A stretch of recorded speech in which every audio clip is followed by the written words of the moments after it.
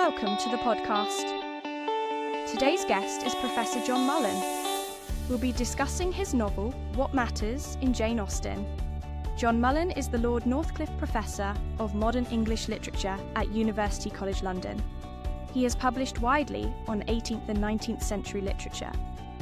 He has taught Austen to university students for over 3 decades and lectured widely to lovers of her fiction in both the UK and the US. Now, let's join Maki Morris in the Bookroom.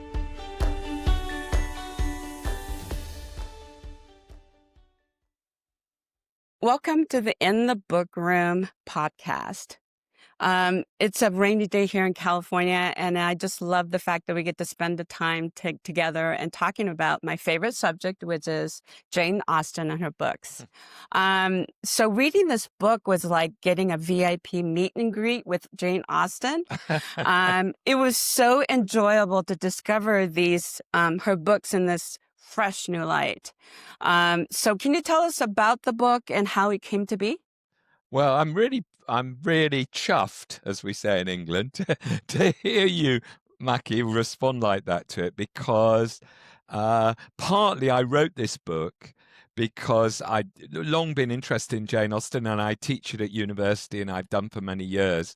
But it always struck me that most of the very many books by academics about Jane Austen weren't very good at explaining or probing why she's so enjoyable and brilliant, you know.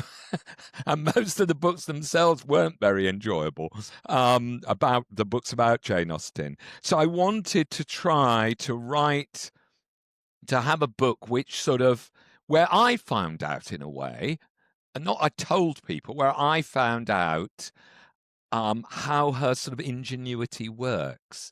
Because she once said, I think, she was misquoting a line of Walter Scott's poetry, and she said, "I write not for such dull elves as have not a great deal of ingenuity themselves." It's a sort of bit of doggerel verse.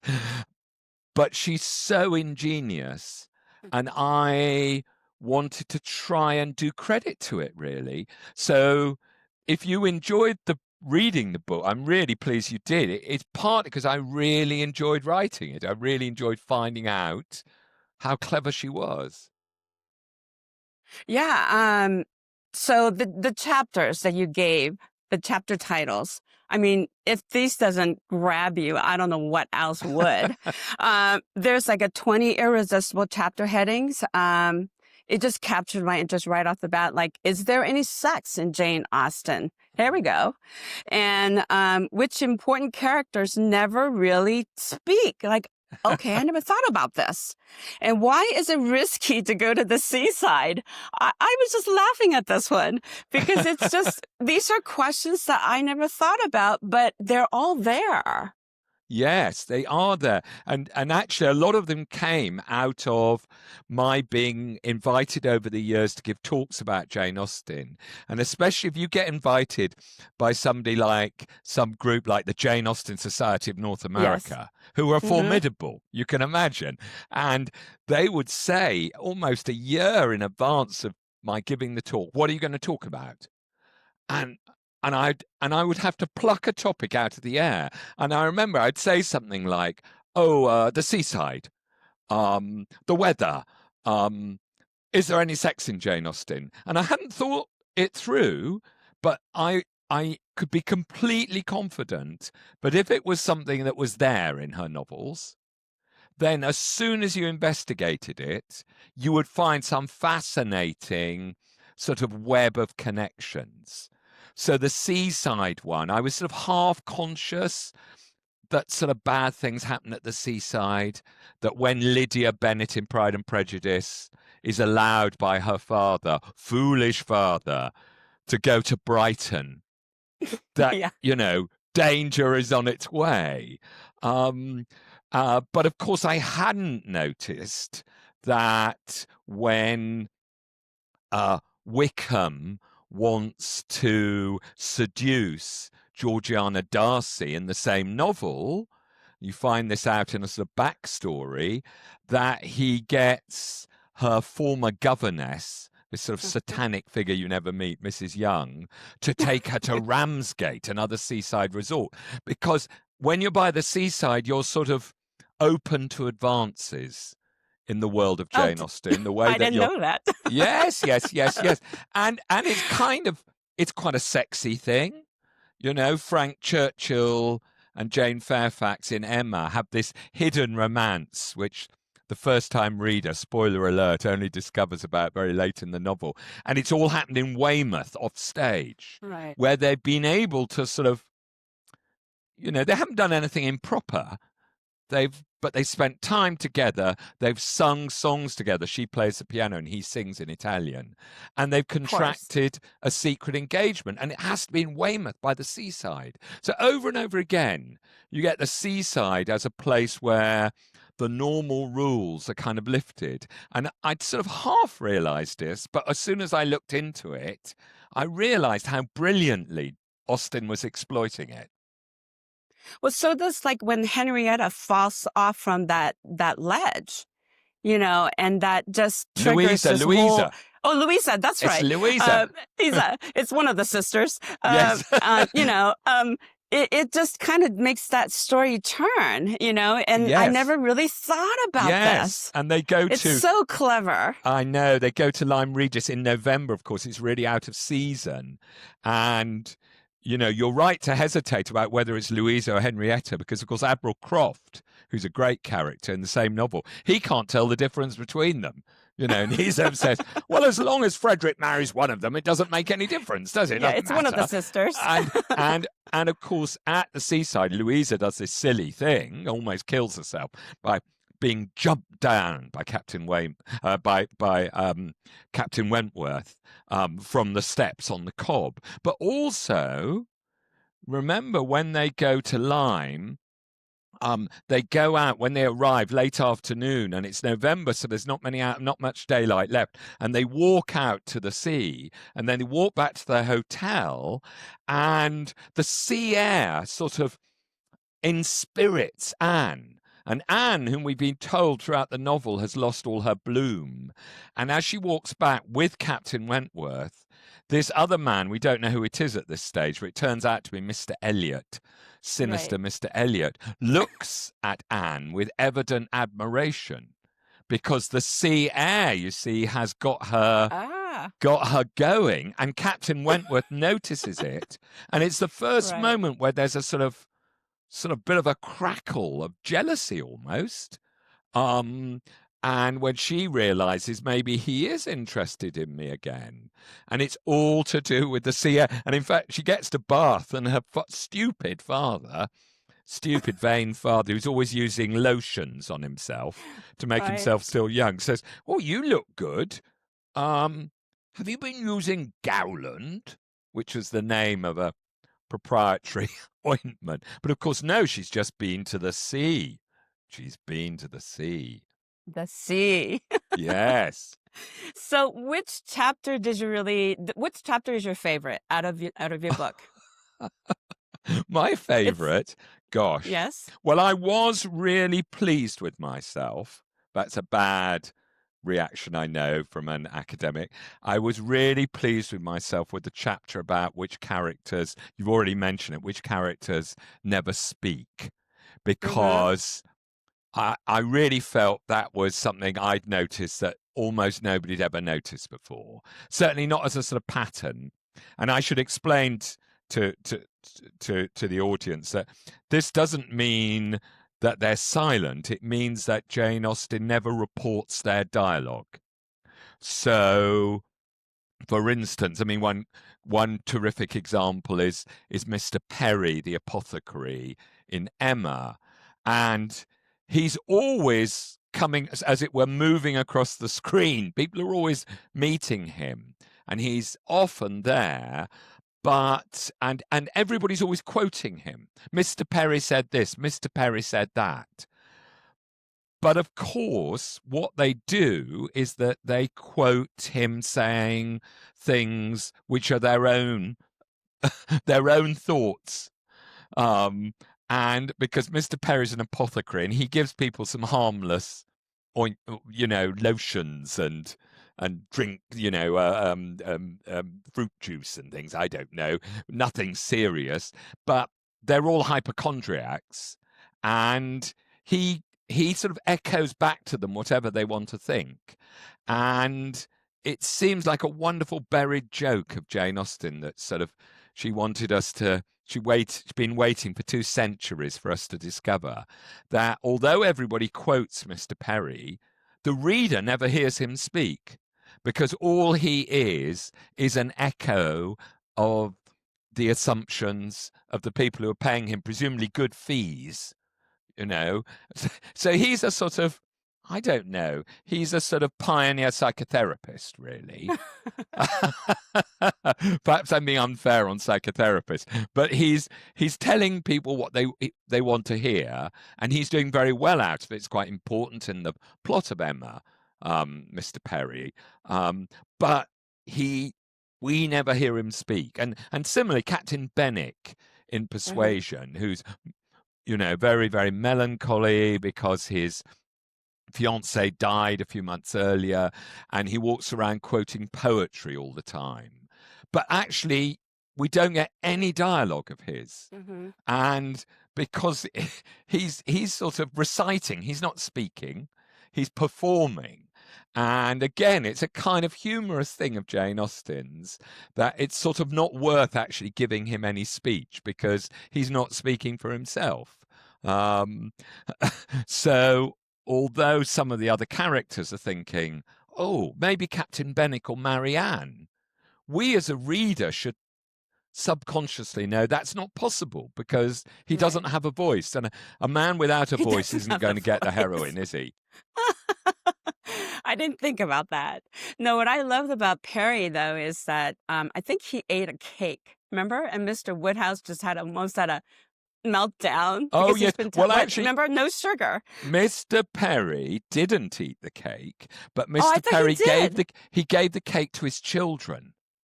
And so what it's in the first chapter of Emma, I think it says something like this. So Mr. Woodhouse, who hates weddings, you remember he hates marriages. Yeah, he hates going out. He doesn't want anybody to get married. Right. And he's very upset because Miss Taylor, Emma's companion, has gone and got married, which means that life changes, and she's left their home and gone to live with her new husband. And Mr. Woodhouse, who hates change of any kind, and so he's really uncomfortable about this and the whole wedding thing. And he says, Mr. Perry has assured me that wedding cake is very, very bad for you. Right. And you know that what's happened is Mr. Woodhouse has said to Mr. Perry, isn't wedding cake very, very bad? And Mr. Perry has said something like, yes, it can be. And then it says, a rumor circulated that each of the Perry children had been seen with a piece of wedding cake, but Mr. Woodhouse would not believe it. Right. So my favorite chapter is 7. Yes, which the one's weather. that? Oh, that was the weather. Yes. Why is the weather important? And that was almost like a light bulb moment because I realized that, oh my God, there was that rain where Jane rides out to, Netherfield Park. And then there's that rain where, in Persuasion that, and what is it? Captain Wentworth comes in from the rain. Remember, into that shop?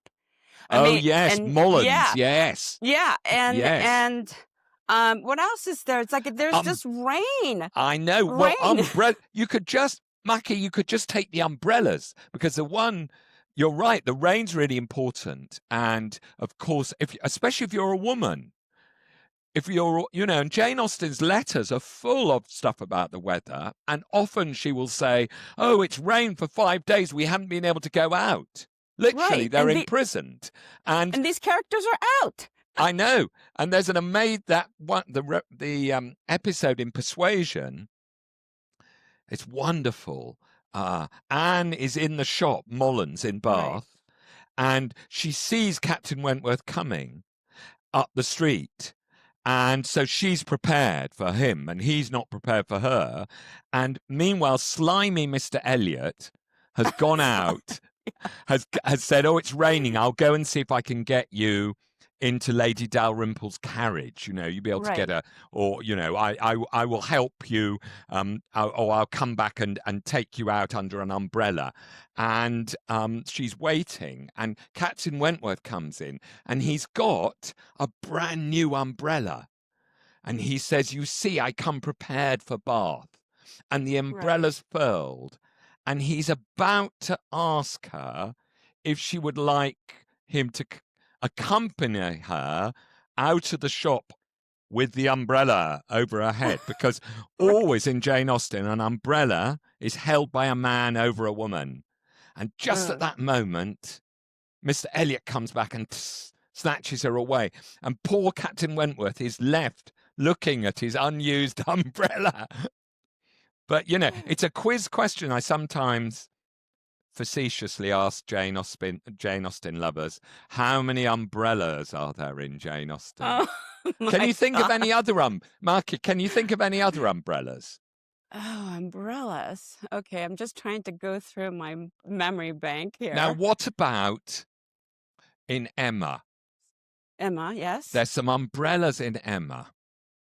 There is? Yeah. So in the first chapter, Emma says, and she's a terrible old meddler and a matchmaker. And she says to Mr. Knightley, "I knew that Mr. Weston was interested in Miss Taylor, amorously interested, when we were walking along in the lane, and a slight mizzle came on, and he rushed into the nearby farmhouse and came out with 2 umbrellas." Oh my gosh. Yes. I don't. And then later on, there's a ball at the Crown Inn. Do you remember this? The ball where everything, as they say, everything kicks off there, doesn't it? And at the beginning, Frank Churchill's fussing, and he's fussing about, and he's really nervous. And he hears that Miss Bates has arrived with Jane Fairfax, and it's raining, and he's got an umbrella, and he says, "Oh, I must go out and help them in under the umbrella." He said, "I must go, and I've got an umbrella." And he says, "For Miss Bates." And of course, it's not for Miss Bates it's at all. It's not for Miss Bates. It's for Jane Fairfax. Right. So the umbrella, umbrella's like, I call it an amorous prop. That's a good one. No, but that's a good one. That's a good little quiz to have to say, hey, how many umbrellas are in this little story? So you're obviously an expert at this, Jane Austen. And did you even do any research to write this book? I did. No, you didn't. Of course I did. Of course I did. No, you didn't. I did. Because quite a lot of the chapters investigate things that are in Jane Austen, but required me to do a bit of sort of digging and things about conventions of the time. So, for instance, there's a chapter about who dies in Jane Austen novels, right? Mm-hmm. And actually the answer is very few people and very, very few characters that you ever meet. There's only one character who actually speaks in a Jane Austen novel who then dies. Do you remember who? Do you know? It's Mr. From Sense and Sensibility. No, because you don't actually meet him. You don't. I mean, you're right. He talk in the beginning. He is. I think he doesn't have any direct speech. Oh, okay. That's the preface right there. The character you meet and get to know who dies in Jane Austen is Dr. Grant in Mansfield Park. Oh, okay. Okay, who dies in the last chapter of overeating. That's right. My goodness. But when I was researching the chapter on death, I needed to find out stuff I didn't know, which Jane Austen's first readers would have known, about what the conventions were for what kind of mourning you had to wear and how long you had to wear it for. Mm-hmm. So that, for instance, in Persuasion, although nobody dies in the course of the novel, lots of people have died before the novel starts. And so quite a lot of characters are wearing mourning and Right. wearing either full mourning. So Mr. Elliot, his wife has died, so he's dressed entirely in black, but he's busy flirting with a new woman, you know. Right. Captain Benwick must be wearing mourning. For 5 years. Some kind of Yes. mourning for Fanny, who's died. But he too is flirting with a new woman. Men. Well, because woman would be in her mourning and would not be looking at any men. Well, maybe so. Maybe okay, so. Here we go. Yes. Here we go. But I mean, there's in Emma when Mrs. Churchill, remember, Frank Churchill's sort of adoptive mother, and when she dies, Mrs. Weston, who is Frank Churchill's stepmother, reacts by spending a whole load of time thinking, ooh, which of my dresses will look nice with a little black border around them, you know? So women may not flirt with new men, but they also sometimes react in rather inappropriate ways, let's say, to the whole business of being in mourning. Oh, okay. That kind of puts up another curious question. Like, how so? Well, because wearing mourning was so essential a part of life in Jane Austen's day, at least for people who, you know, of the middling classes. And actually, I suspect even for the labouring classes, but for the middling classes. So people became used to the idea of wearing mourning clothes, and women became quite adept at adapting these fashions. Adapting the convention to fit the fashion. So they would, you know, you see it in Jane Austen's letters. Oh, I've got to go into mourning for my distant cousin. Now, how could I do that and still look pretty good? Let's see. Which of my hems would look rather nice with a black border? You know, it's a natural human way of responding, I think, to these things. But it was just much more of, you know, in the air in her day because these conventions were so firm. So when you're going into mourning, I mean, how many family members, I mean, does it have, you know, to extend where you have to start wearing mourning clothes? Like husband, wives, children, I get that. But cousins, uncles, yes. Yes. Well, that's a really good question. I mean, the simple answer is there's full mourning or deep mourning, and then there's sort of half mourning. So if it's your husband, wife, parents, children, then it's full mourning, and usually that's for at least 6 months. 6 months, wow. 6 months minimum. And maybe, for, you know, there's no absolute rule, but for lots of people, they would think a year. But if it's your cousin, your uncle, then you probably you don't go into all black, but you have to wear maybe black hems on or a black, a black crepe tied around your hat if you're a man, or even a little just black ribbon pinned to you. So, you know, just some sign for really quite distant relatives, even ones you've never met, you know. And the conventions are quite firm. And you remember near the beginning of Persuasion, it says that the Sir Walter Elliot has these relations in Ireland called the Dalrymples, and they're quite distant relations. And when one of them dies, he neglects to write a letter of commiseration, even though he doesn't know these people. He's never met them. But he fails to write the less necessary letter of commiseration. So he's struck off by them, and they refuse to have any communication with him ever again. And then, Man. late in the novel, he sucks up enough to them when they come to Bath that they change their mind. But, these conventions could be quite strict about what was expected It's of pretty you. severe. It is. It can It be really is. severe. So the chapters that you have are really interesting and all that, but did you start out with like 50, or did you have to pare it down to 20? Was it your, agent who made you get it down to 20? How did you get down to these 20? And Well, what were the other topics were you I considering? did always sort of think about 20. It's a nice round number, but also I wanted the chapters to be short enough so that somebody could have an entertaining read of a single chapter and then put the book down if they wanted, Right. So, I don't know, 5,000 words a chapter, 20 chapters, that's a book, So there's some practical reasons for 20 chapters.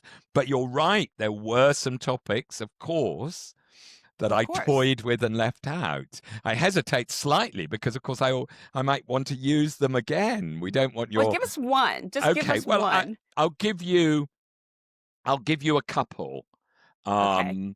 There was one which I half wrote, and then I discovered somebody else had already done it. The chapter was going to be called "Did Jane Austen Dislike Children?" Because over and over again in her novels, there are these people like Lady Middleton in Sense and Sensibility, for instance. She's a cracking example. Or Charles and Mary Musgrove in Persuasion, who have these sort of insufferable spoilt children. And the children actually crop up in every single one of the Jane Austen novels. You hardly notice at first. But then you do notice that how people behave towards children is quite an index of their character in these novels. And I'd started writing this chapter, and then I discovered an essay by the great literary critic Christopher Ricks, and the title of the essay was "Did Jane Austen Dislike Children?" And I thought, there we go. Because it was important to me that all the little chapters actually had something original in them. So I scrapped that. But I'll tell you one that I never wrote, but I will write sometime, and I trust your audience is too ethical to steal it from me. Another topic was, how does gossip function in Jane Austen's novels? Gossip. Not the gossip between the characters, gossip in the background.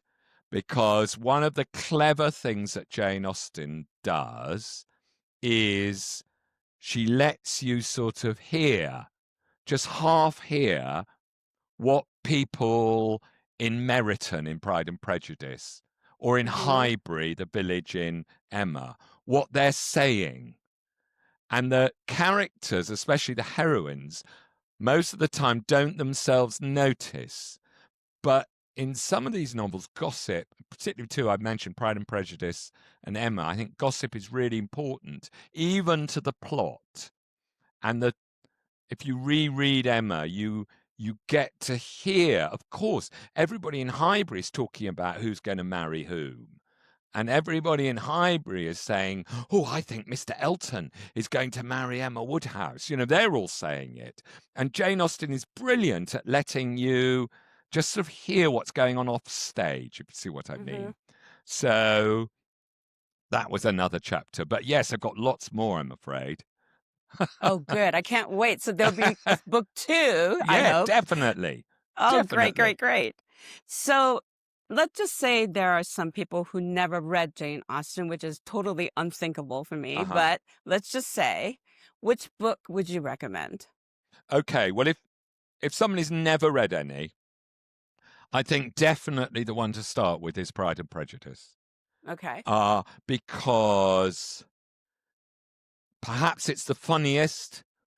It's got, it doesn't need any explaining, does it? It's got this absolutely high voltage love interest thing, which has become famous in its own right, of, Elizabeth and Mr. Darcy, and this brilliant romance between a woman who thinks she dislikes the man and the man who thinks he's conquered his attraction to her, and they're both kidding themselves, aren't they?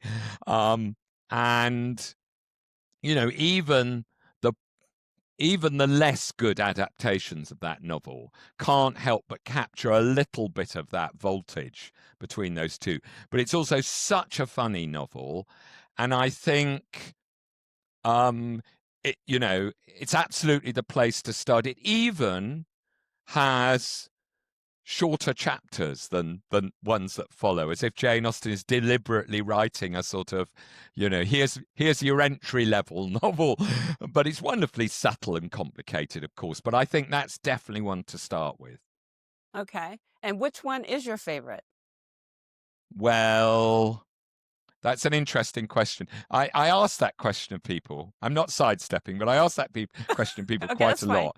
And usually people over the age of 40 almost always say Persuasion. Yes. Because it is it's the one that gets you in the gut, isn't it? Yes. It's yes. just got the most heart-stopping love story in it. Or a woman who thinks she's lost her chance and then gets it back again. And it's the she's most aging. Yes. But also how, as somebody gets older, they can rediscover life, actually. I mean, it's both the most melancholy but the most optimistic novel. And I love that novel. However, my favorite is Emma. It's the Really? Yes. Oh, yes. It's not just my favorite. That's really surprising. It's my favorite book in the whole wide world. Really? And do tell why.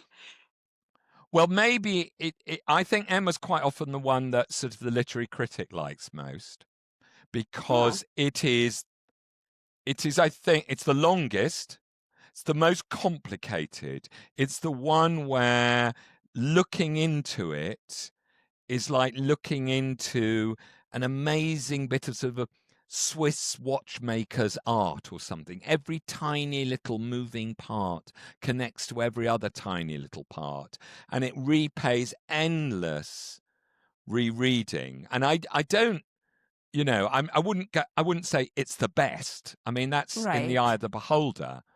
But I would say and she wrote it, when she wrote Persuasion, she was already ill, and although her imagination was as strong as ever and her gifts were there, her strength was ebbing. And I think you can feel that a little bit. Of course, it's a book partly about illness and aging. But when she wrote Emma, she was at her peak, and it's a bit like Shakespeare when in the year he wrote Hamlet and Twelfth Night. She felt she could do anything, I think. You can feel that. And to write a novel which is almost entirely from the point of view of a character who's almost entirely wrong about everything, it's just such an incredible exercise.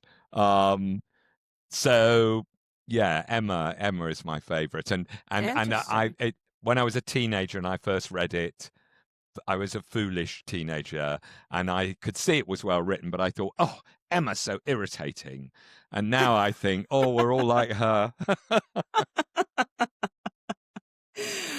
That's really interesting. I wonder if it's a man-woman thing, because I think a lot of women probably love Persuasion probably much more than everything else. Yes. There's a little bug. They might lean more toward that story. Yes, I think so. I mean, I think there's reasons to love all of them. I think, Pride and Prejudice is the light, bright, brilliant one. It's a brilliant novel. I actually think Mansfield Park is in some ways her deepest novel. It's her least funny one, although there are some funny bits in it, but it's her least funny one. But I think it's a deep, dark novel, and it's the one which is most difficult to like, but it's really absorbing and extraordinary, I think. So, and I know people who like Northanger Abbey the most because It's such a ditzy, dizzy novel about being young but Emma is, I think she must have done a Faustian pact with the devil to be able to write such an ingenious book. Interesting. So what do you think about these books to TV series and movies? Well, the TV and film adaptations, I think the bottom line is Jane Austen will survive them. Absolutely. I think she's up there, smiling. And when even Colin Firth's shirt is forgotten, people will still be buying and reading Jane Austen novels. I mean, I think it's wrong to think that all Jane Austen fans, dislike all the adaptations. I don't think that's true. But some definitely, I think the opposite is true. I think some are much better and some are much worse than others. And I think, there are some, the Roger Michel film of Persuasion, which was done a long, long time ago now, maybe even the 1980s, certainly the early 90s. I think it might be the late 80s with Amanda Root as Anne Elliot and young Kieran Hines as, I love that as Captain version. Wentworth. I mean, but it's really obviously made by people who love the novel. The director, the screenplay writer, the actors.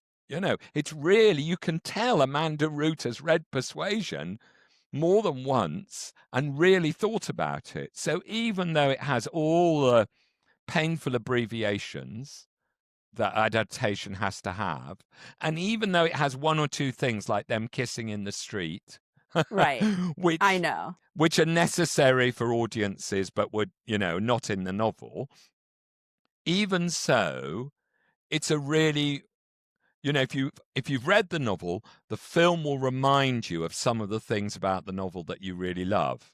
And that's the test, I think. Mm-hmm. Are there things, if you've read the book, are there things in the adaptation which remind you of things in the book? And there are some adaptations I've seen where that doesn't happen very often. So I've given an example of one you've seen the film that I'm talking about, have you? Yes, I have. Okay. The one I'm talking about is a 1999.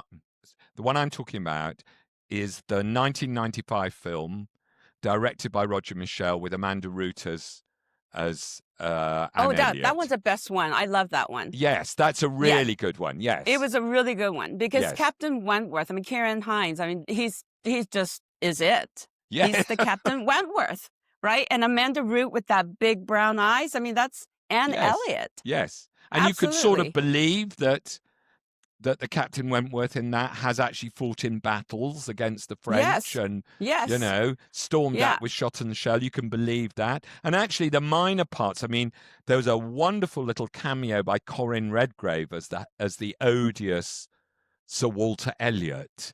I remember when he's talking about how Anne has this old school friend called Mrs. Smith. You remember this, whom she visits in an unfashionable part of Bath because she's a poor invalid. And I remember Corinne Redgrave goes, Mrs. Smith, such a name. He was perfect. He was perfect. So, yes, things vary. And I mean, the one which most upset most Janeites, I think, ever was the Netflix Persuasion, which is from very recent, was horrible. Well, they decided to just rewrite all Jane Austen's dialogue in a modern idiom and have Anne Elliot as a sort of successor to Fleabag, really. And it showed no affection for the book at all, did it? It was, you couldn't even tell that was Persuasion. It was just so far from it.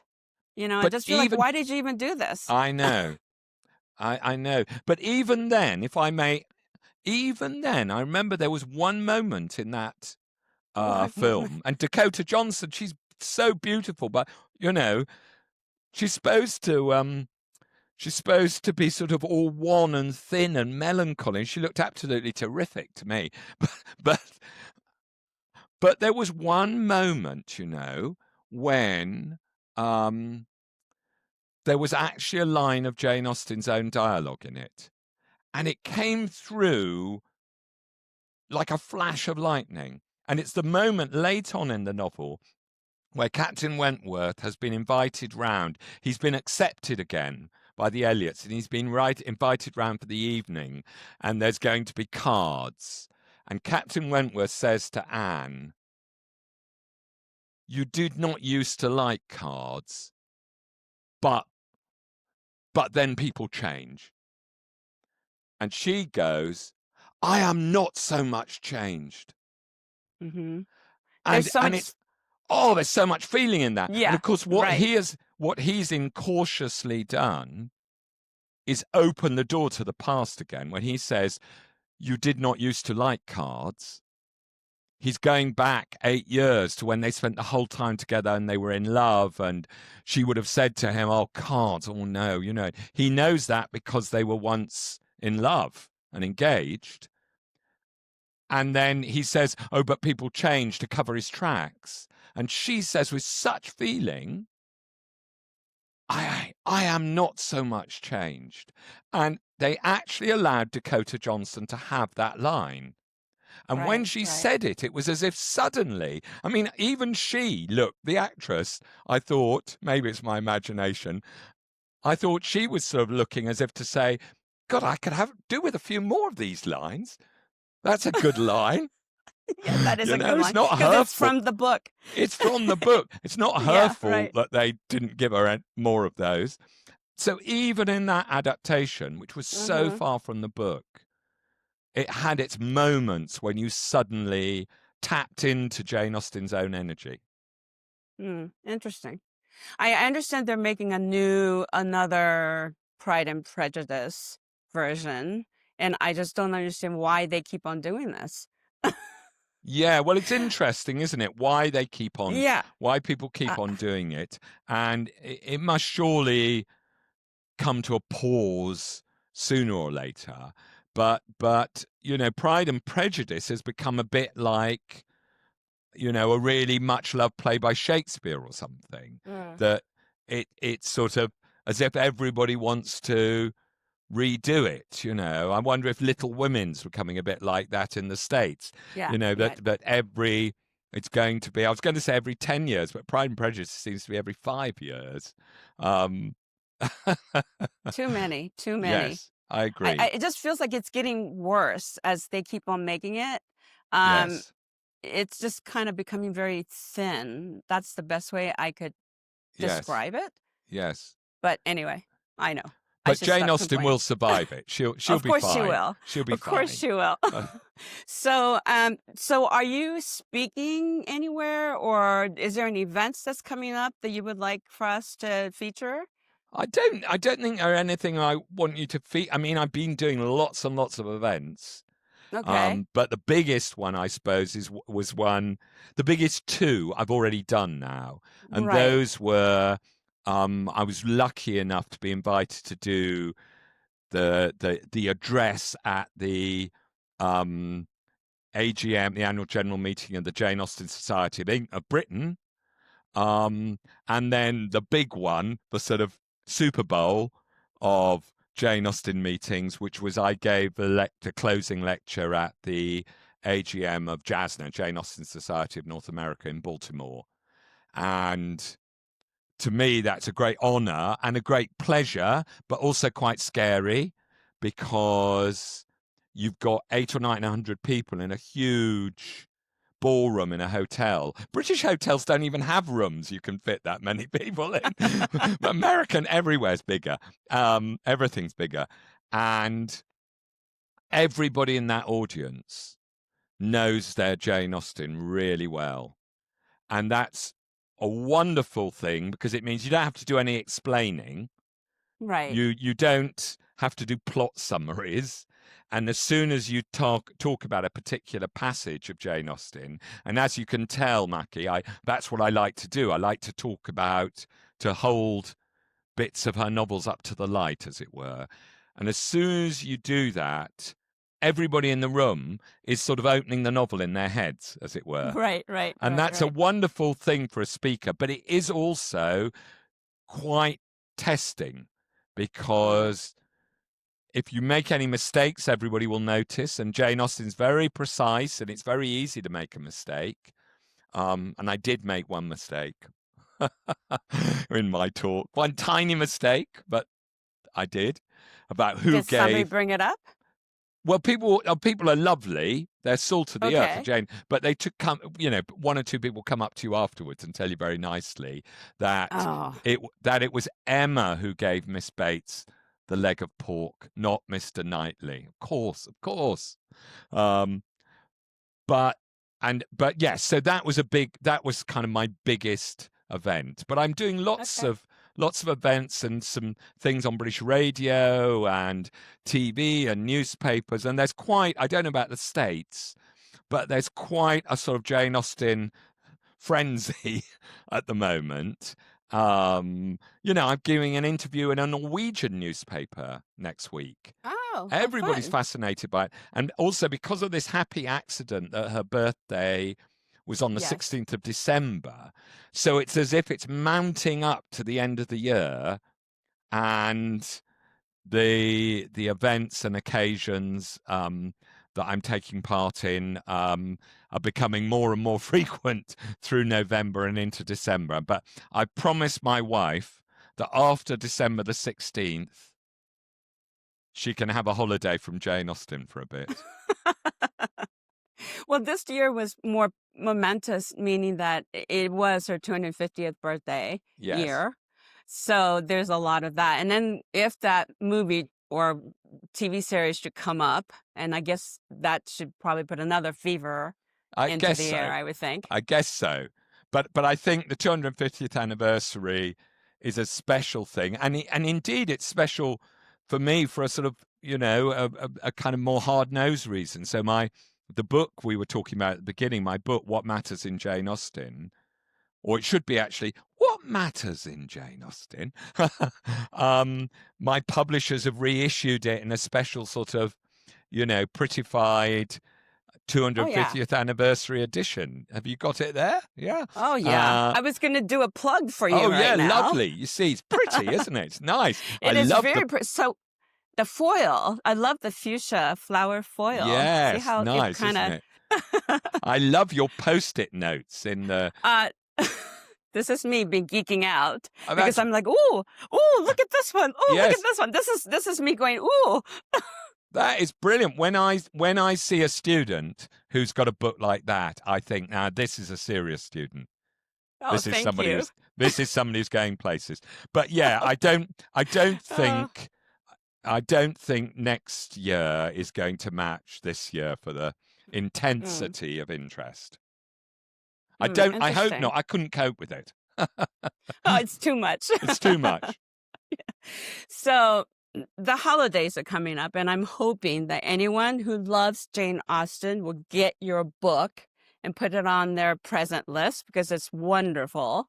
It's just wonderful. That's all I could say. Thank you. I can't say enough about it. Thank you. So Professor Mullan, thank you so much for joining me today. And it was such a pleasure speaking with you. I just don't want to let you go. I just want to stay here and talk to you. It's such a pleasure. It doesn't feel like an interview. It feels like a kind of shared enthusiasm. It's such a pleasure speaking to somebody who's asking questions because they've already thought about them and they're already interested in them, and they know the Jane Austen backwards like you do. It's great. Well, I'm not sure about that, but I enjoy her writing, and it's one of the first books. Well, English was my second language, my second language, Japanese. But when I read Jane Austen, that's when I realized how beautiful the language can be. It is, yes. It was one of those moments. Yes. Where this is where I wanted to be a writer. Yes. Not to be like her, but to be able to use words like paint on canvas. Yes. Yes. So I owe a lot to her. Perhaps, we could end. Can I tell you one of my favorite sentences? Yes, because please you're absolutely right. And it seems almost impossible to do justice to the beauty and brilliance of her style. She almost, Yes. Every sentence feels like a cracker to me. But one of my favorites, and it's only one out of the hundreds of thousands of sentences, but it's from a very famous bit of a Jane Austen novel. You'll remember, of course, the first chapter, Pride and Prejudice, Mr. and Mrs. Bennet, and there's this dialogue between them, which is really funny because Mrs. Bennet's going on about Mr. Bingley, this rich single man who's moved in, and will Mr. Bennet introduce himself so that their daughters can meet him? And Mr. Bennet is pretending not to understand what she's saying, and Yes. he's just teasing her, but really quite cruelly in a way, but it's very funny. And it's 2 pages of dialogue, which is like a little vignette of their marriage, isn't it? Yes. And at the end of it, at the end of them talking, it's got this sentence: Mr. Bennet was so odd a mixture of quick parts, sarcastic humour, reserve and caprice, that the experience of 23 years had been insufficient to make his wife understand his character. I mean, if you can write like that. I know. Where do you get those words together? I know. And I remember reading it for the first time and thinking, so odd a mixture of quick parts, sarcastic humour, reserve and caprice. And that is such an odd mixture of words you've never encountered in a sentence together. And you sort of they think, go together. Yes, and you think, this is such an odd mixture that he must exist. It's absolutely unique to him. And it's wonderful, isn't it? Yeah, it tells about his personality in those words. Yes. Even though I know that's Jane's words, but it just describes who he is. Yes. And that's what's really wonderful about Jane's writing, is that you kind of get the picture of that character by just her talking about this particular character. Yeah. Yeah. But anyway, so, because I'm going to keep you here for hours if I could. Okay. Yes. But just wanted to thank you so much. This is such an enjoyable conversation I've had with you. And I just hope much luck with your book, because it's wonderful. Okay. Well, thank you very much. I've really enjoyed it too. Thank you for joining our podcast. We hope you visit again as we discover new books to read.